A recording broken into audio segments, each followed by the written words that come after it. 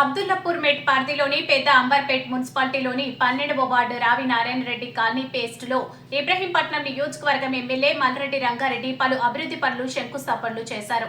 ఈ కార్యక్రమంలో Congress party chairman పెద్ద అంబర్పేట్ మున్సిపాలిటీ పండగల జయశ్రీ, పెద్ద అంబర్పేట్ మున్సిపాలిటీ వైస్ చైర్మన్ చామ సంపూర్ణ విజయశేఖర్ రెడ్డి, సిపిఐ పార్టీ రాష్ట్ర కార్యవర్గ సభ్యులు ఆందోజు రవీంద్రాచారి, సిపిఐ పార్టీ రాష్ట్ర సమితి సభ్యులు ముత్యాల యాదిరెడ్డి, 12వ వార్డు కౌన్సిలర్ సభ్యులు పబ్బతి లక్ష్మణ్, మాజీ కౌన్సిలర్ అజ్మీరా హర్సింగ్ నాయక్, ఏఐటియుసి కార్యవర్గ సభ్యుడు దాసరి ప్రసాద్, ధూపం నిరంజన్, కాటి అరుణ, వట్టి నవనీత, సుజాత, దేవమ్మ, క్రాంతి, సుభద్ర, సిపిఐ నాయకులు అధిక సంఖ్యలో పాల్గొన్నారు.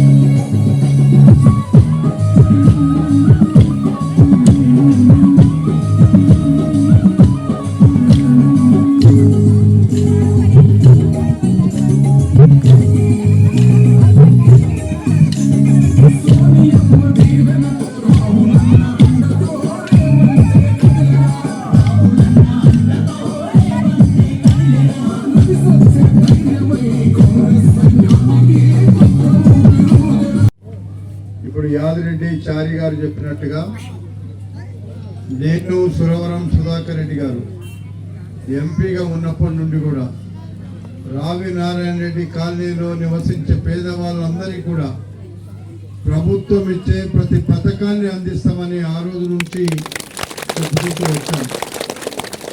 పార్టీలు వేరైనా, కులాలు వేరైనా, మతాలు వేరైనా, మనందరం ఒకటే కుటుంబం.